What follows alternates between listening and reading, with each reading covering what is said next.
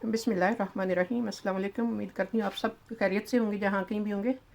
आज मैं बनाऊँगी नूडल सलाद। उसके लिए मैंने सबसे पहले ये नूडल उबाल के नमक डाल के पानी निकाल के रख लिए ठंडे होने के लिए। मैंने थोड़ा सा प्याज ओलिवन ऑयल यानी कि जैतून के तेल में फ्राई करके फिर थोड़े उसमें तीनों शिमला मिर्चें तीनों रंग की मैंने काट के मैं ये फ्राई कर ली हैं।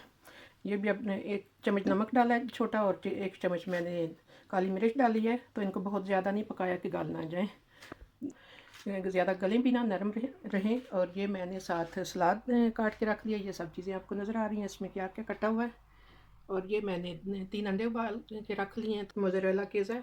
और ये चुकंदर और ये थोड़ा सा सलाद गार्निश के लिए। और रमलाते क्रीम साथ हस्बे ज़रूरत इस्तेमाल करेंगे मिक्स करने में।